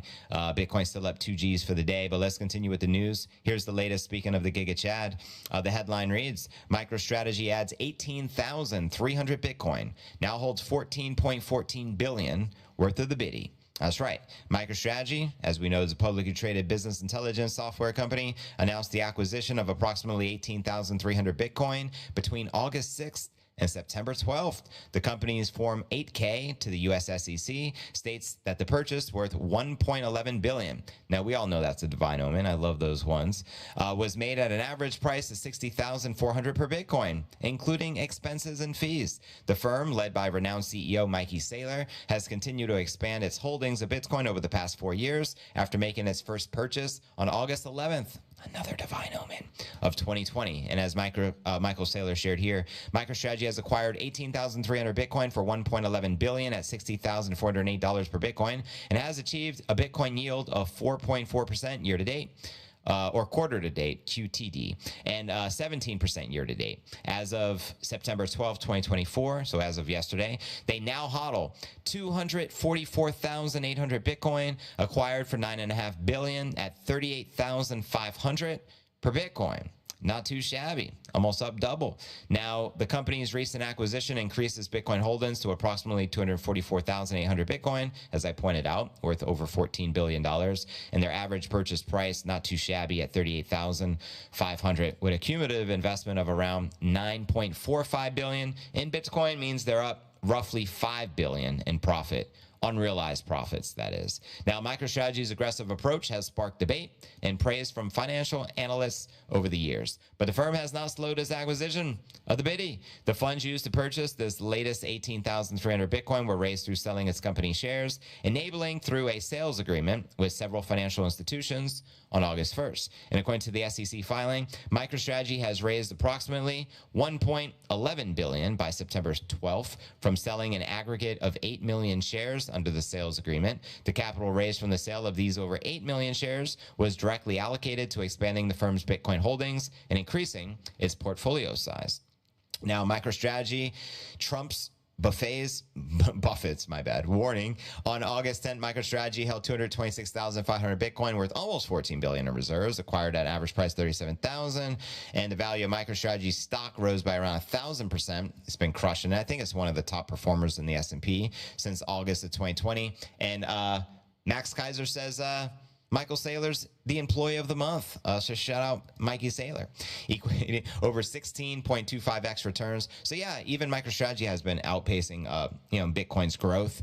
So MicroStrategy, very bullish, doing very well. Obviously bullish on the Bitcoin, is paying off. Again, they're up roughly $5 billion in unrealized gains. Shout out Michael Saylor. Well done. Hit the likes, you bunch of degens. Thanks for the reminder, JBZ. Who do you vote for? Watch the vote. The current admin will tax you on your unrealized Bitcoin gains.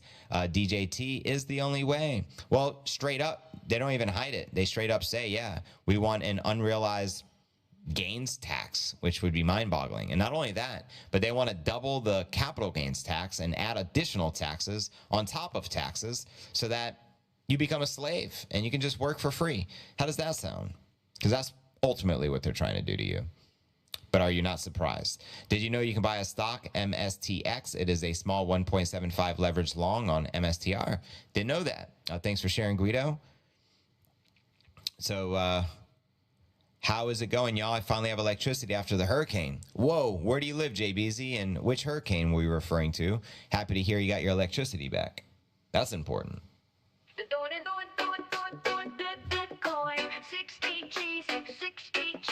Buying opportunity for fifth level sexy G's. What do you think, JV? Buy the biddy. Who cares about a roaring kitty? A boring kitty. Me, I'm for the bitty.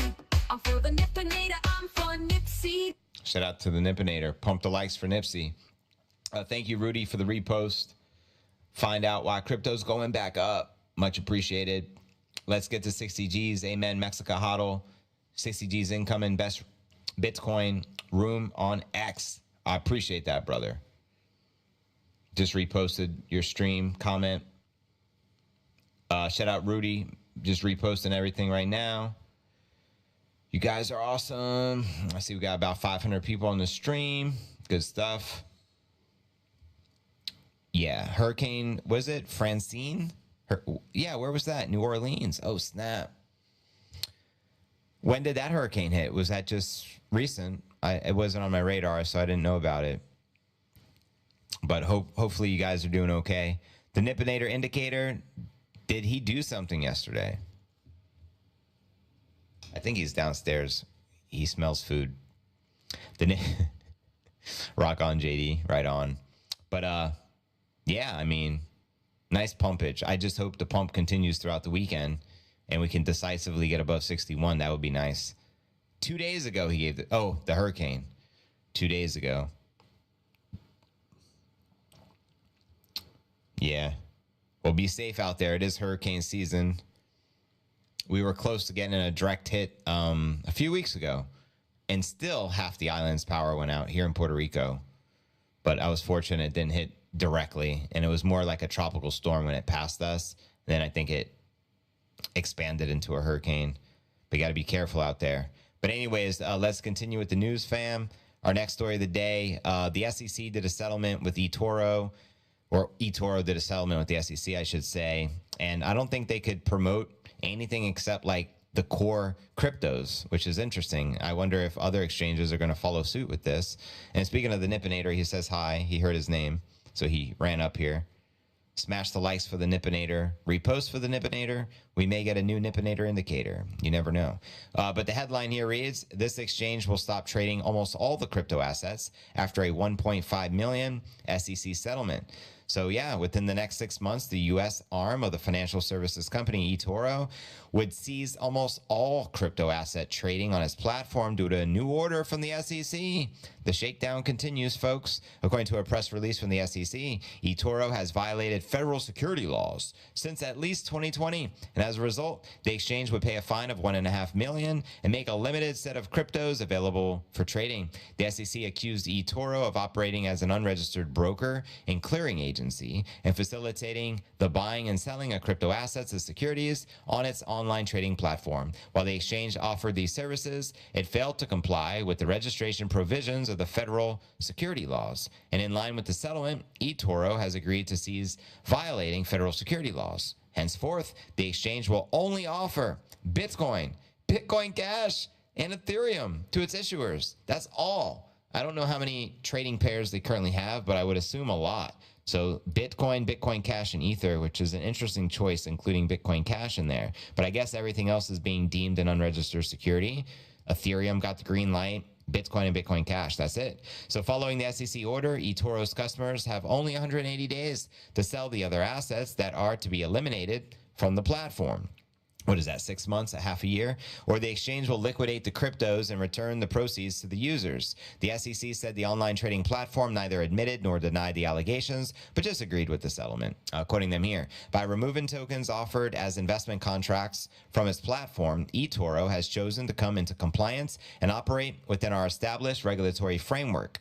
This resolution not only enhances investor protection, but also offers a pathway for other crypto intermediaries. The $1.5 million penalty reflects eToro's agreement to cease violating applicable federal security laws as it continues its U.S. operations. Right on. So over the past few years, eToro has taken steps to remain compliant to the SEC laws.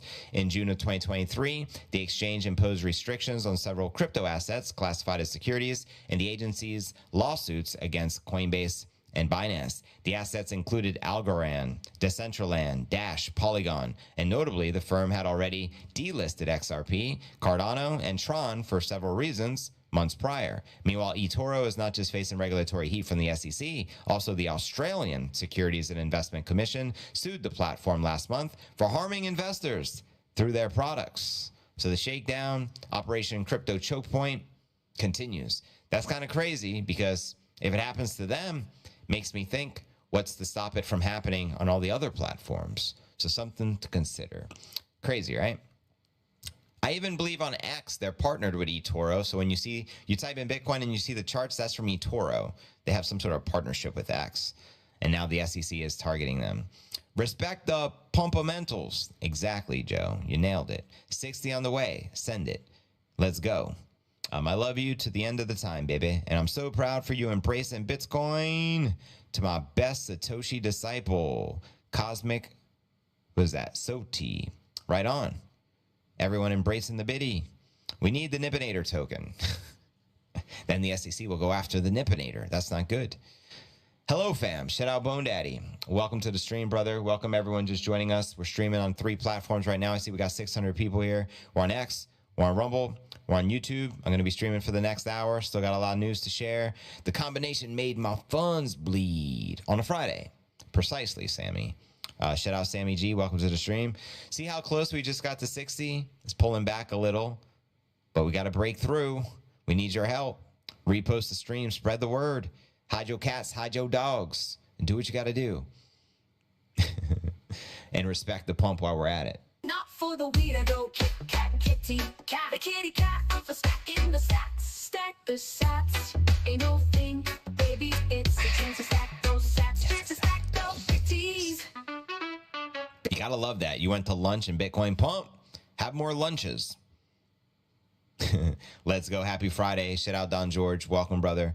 Yes, hopefully we continue a weekend pump. It's been a minute since we had weekend pump. Been a few weeks. I think we're overdue. Schiff is throwing shade at Bitcoin again. Go figure. Did I not see a post regarding Peter Schiff's wife being bullish on Bitcoin and buying Bitcoin? So now I understand it.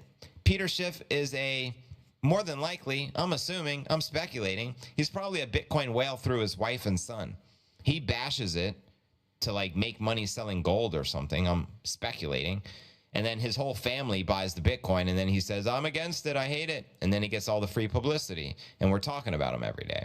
I think I figured him out. His wife's a Bitcoin holder, his son's a Bitcoin holder, but he's a Bitcoin hater. So his family either don't respect him as the man of the house, or it's all a big scheme, and they've been stacking the Bitcoin all along. That's the loophole. Exactly. Can someone post the X link? Yes, please do that. If someone could post the link in the chat, it'll be easier for people to find it. You're right. So when you go to my X profile, I always pin the stream at the top so you guys can find it. And if someone can drop that link for Diana, that way you guys can just click on it and repost it for anyone who hasn't reposted it already. It's much appreciated. Shout out Charlene. Who is Satoshi Nakamoto? I spoke to him last night. Oh, snap. Shout out Charlene and Tokens Magazine. Appreciate it. Shout out Vince Tam. Appreciate it.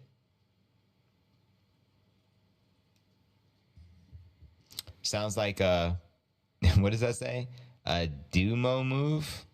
Dumo. I'm not familiar with that term. I don't think we can post links. I think you can post links. I could be wrong, but I think you're allowed to post links. More like Peter, what is that? Peter Shill. Shill this. No need for alts exchanges anyways, because they are going to zero against the biddy. This is the way. Hey, sell your cats and dogs to the Haitians to buy the Bitcoin, says Muhammad. We live in a strange world, fam. Baby, you never heard about me with another coin. Bitcoin. On my mind, on my Bitcoin, and my Bitcoin on my mind. 60 G's, 60 G's, a buying up for 218. Stack the biddies. I never thought of that angle, JB. That makes perfect sense. I know, now it all adds up. I swear I saw something regarding his wife buying Bitcoin the other day. I didn't save it or, you know what I mean? I don't have it in front of me. But it was like, my wife's buying Bitcoin. Come on now. Rudy alleges that Peter Schiff eats cats. Allegedly, according to Rudy. Kind of funny. But next story, yo. Let's keep it moving. We discussed the latest with eToro. Here's big news with the Trump DeFi project, which officially launches this upcoming week. I think in a few days. Here's the headline. Trump to launch World Liberty Financial Crypto Platform on September 16th. That's Monday. Oh, snap. So, yeah, here's the latest here. Trump's crypto project World Liberty Financial will launch September 16th. The former president, 2024 Republican presidential nominee, announced September 12th. Video posted on X. Trump said he would go live on the platform to launch the project, which will be controlled by his sons, Donald Trump Jr. and Eric Trump. Quoting him here, "We are embracing the future with crypto and leaving the slow and outdated big banks behind." And that's coming directly from Mr. Trump. Trump had previously made several cryptic posts concerning World Liberty Financial, vaguely positioning it as a decentralized finance platform in borrowing and lending. A white paper reported the project would allow users to store money in a digital wallet, offer a credit account system, borrow or lend cash to others, and use tokens to invest in assets like crypto. A non-transferable governance token has also been mentioned as part of the platform. Statements from the World Liberty Financial have also suggested it. They want to spread the use of the US dollar peg stablecoins and DeFi, along with bullish comments about the stablecoins. The project has teased the partnership in collaboration with DeFi protocol Aave, possibly indicating World Liberty Financial will be built on the Ethereum blockchain. Interesting. Trump had secured strong support within the crypto community since promising the support of the industry if again elected president November 5th. Right around the corner. He had pledged clearer regulations and said he would fire SEC Chair No Claire Gare, Mr. Gensler, who has undertaken enforcement actions against multiple large crypto firms. Sentiment around the World Liberty Financial has been mixed. Some question Trump's decision to launch the project while also running for president, as the project is set to go live 50 days before the election. Meanwhile, Nick Carter, a Trump supporter and partner of Castle Island Ventures, told Politico September 6th that the project was a huge mistake. Quoting him here, "It looks like Trump's inner circle is just cashing in on his recent embrace of crypto in a kind of naive way," he said. "Frankly, it looks like they're burning a lot of goodwill that has been built with the industry so far." I second down on what Nick Carter just said. I agree 100% with that. You let me know your thoughts, fam. Those linked to the venture have faced an onslaught from hackers and scammers. Not surprised. Scammers also managed to hack Donald Trump's daughter-in-law's Laura Trump and his daughter Tiffany Trump's X accounts on September 4th. I mean, Trump is the biggest target of the world. There was just like assassination attempt on his life. So to think that hackers aren't going to target his platform is naive. If you ask me, family, but let me know your thoughts. Posting sham links claiming to be connected to World Liberty Financial.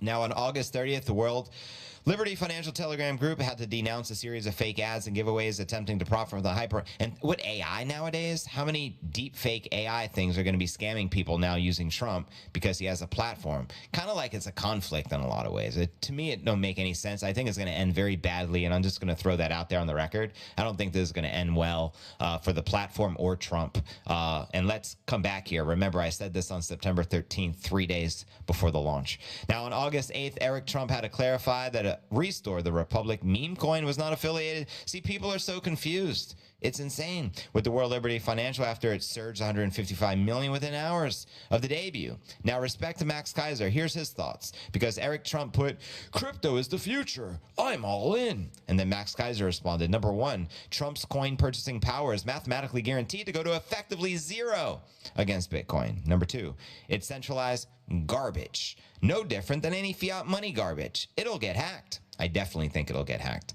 Number three, it is not unconfiscatable or uncensorable.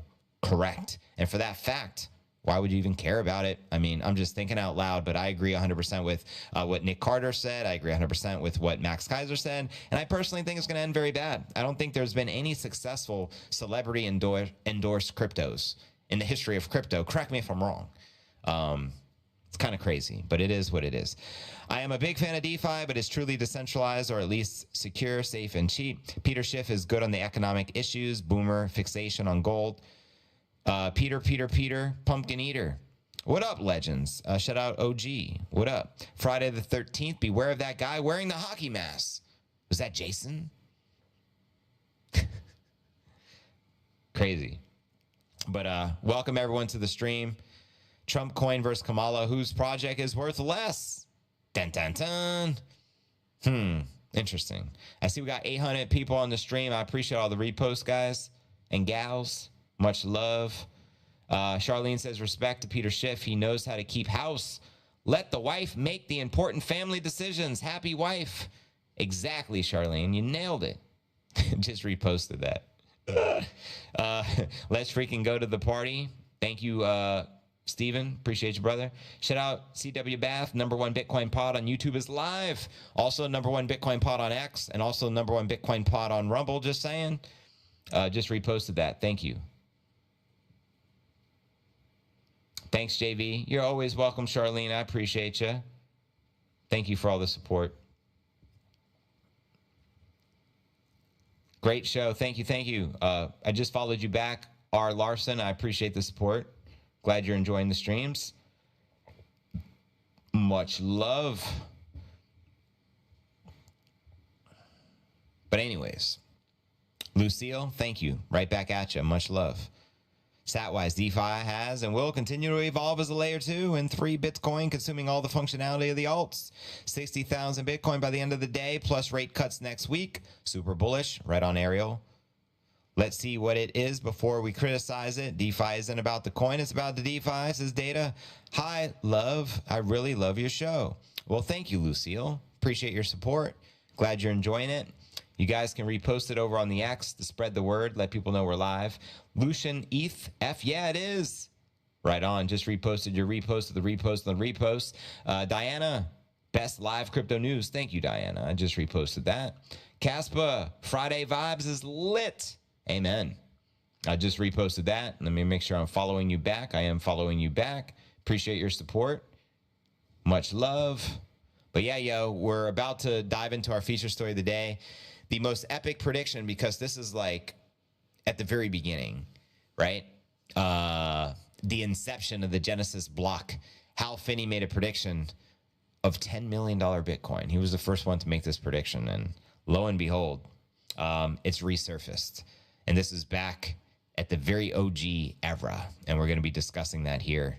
Welcome, everyone joining the stream. October is going to be lit. Facts. Amen. Max Kaiser always speaking the truth. He has the experience. Very intelligent man. And you got to respect it. You got to respect it. He knows what he's talking about. Do you know he has a patent on digital assets from 1996? That's a U.S. patent. Check his profile out and check out the receipts, the pedigree. He knows what he's talking about. Knows what he's talking about. Bitcoin, Bitcoin. But I don't sweat it because it's just pathetic to let it get me involved in that cell on the. But here's my perspective with the whole Trump thing.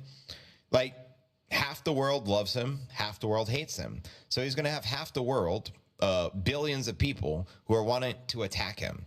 So what do you think is going to happen to his platform in crypto? Come on, just common sense. It can't end well. I'm sorry, folks. There's no way it's going to end well. No freaking way. Whether governments attack him, whether, I don't know. So that's the reason Bitcoin thrives. There's no attack vector. You guys got to understand that. Everything else can be attacked. Everything else will be attacked and probably won't survive. If you attack Bitcoin, it becomes stronger because there's no attack vector. You can't say that for any other coin. So, anyways, welcome everyone joining us. To see we got over 900 people on the stream. Appreciate the support. Let's continue with our feature story of the day. And welcome everyone just joining us. Now for our feature story of the day, Satoshi Evra, $10 million Bitcoin price prediction suddenly emerges from the past. And you already know who it is, Hal Finney. So let's discuss this right here. Data showed on X indicates that the very first prediction of the Bitcoin theoretically reaching 10 million per coin in the future was made. Yo, what up, Shaggy? Does finally Tesla swaps came to Tangent? Just doesn't allow USDC on base to Teslas, but does allow USDC on Arbrum to Teslas. Coinbase sends USDC to your wallet for free, either network, so it doesn't matter to me. I'm just good to swap options finally arrived to Tesla's Tangent. I meant not good. I meant not good. I'm just not good to swap options finally arrived. Tesla's. All right, legit. Shout out to you, Shaggy. We're just making food right now. Made by a person very close to Satoshi. In fact, some believe Hal Finney is Satoshi? I want to know your thoughts. The author of the post pointed out that all the complaints about Bitcoin being predicted to reach 1 million pale in comparison to the earlier ultra bullish forecast. Here's the first person who said Bitcoin could reach 10 million. The very first person. Let's actually go to this tweet with the evidence, the proof, the receipts, as Vivek shares here. You think 1 million is crazy? Meet Hal Finney. A week after Bitcoin went live. So a week after the Genesis block. I believe that was Jan 3rd, hence Samson Mouse Company, Jan 3. So 1 week after would be around, let's just say, January 11th, because the 11th is a divine number. Predicting 10 million. Frickin' legend. And I'm just going to read verbatim what Hal Finney wrote. Yo, what up, Scott Seymour? Yo, cheers, everybody. Yo, cheers at work. Just popping in, saying what's good real quick. Hope you're doing good. Let's fucking go, yo, Doge. Yo, let's fucking go. Shout out to you, man. Hope you're doing good as well. I now became a leverage trader. We're holding Doge long term, but we're making more money with leverage to buy more Doge. So we're now actually letting people know when we're putting in a long or putting in a short. So that has been doing pretty good. It's been doing pretty good. So long-term bull for sure. So let's fucking go. And may he rest in peace. As an amusing thought experiment, imagine. Hope you have a good one at work. Scott Seymour, shout out to you, brother. Hell yeah. The Bitcoin is successful. It becomes the dominant payment system in use throughout the world. Then the total value of the currency should be equal to the total value of the wealth in the world. Current estimates of the total worldwide household wealth that I found range from $100 trillion to $300 trillion.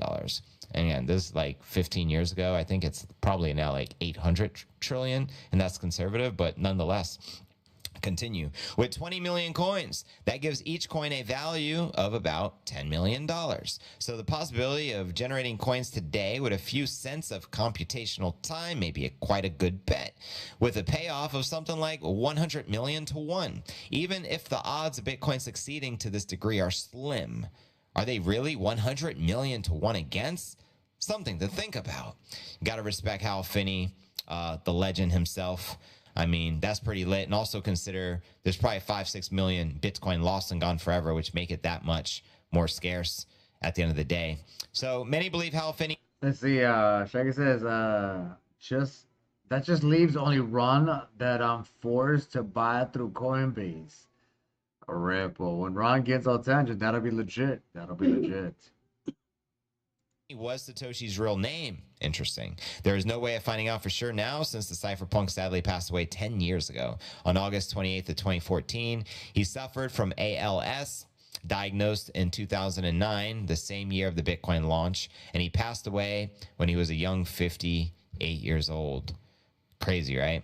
Now, in the post of the letter, in which the latter described the conditions under which Bitcoin would soar to 10 million per coin in the future, according to Finney, to make that happen, Bitcoin needs to become the dominant payment system in use throughout the world. And in this case, the Satoshi candidate continued, the total value of Bitcoin needs to reach equality with the total value of the wealth in the world. Back in 2009, the total worldwide household wealth equaled 100 to 300 trillion. That divided by 20 million, for some reason used by Finney instead of 21 million, maybe probably just for easy math, I would assume, would make each Bitcoin worth approximately $10 million per coin. Finney then pointed out that mining Bitcoin with compute time worth just a few cents could prove quite a good bet. You can say that again. Something like a reward of 100 million to 1. Crazy, right? Now, this week during his visit to CNBC's Squawk Box, Bitcoiner and MicroStrategy executive Mikey Saylor made a similar prediction.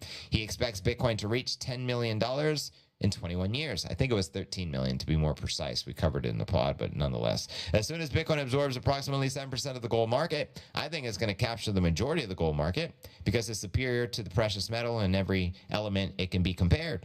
That's my opinion.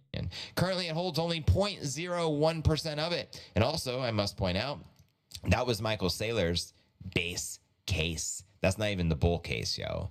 So let me know your thoughts. Bitcoin to 10 million. Again, if we do a modest 50x from here, 20x from here takes us to 1 million, and then 10x from there, bada boom, bada bing, we got Hal Finney's target. I think it's destiny. I'm pretty confident we'll hit 10 million. Obviously, I don't think it'll happen this cycle, but I could see 1 million by 2020.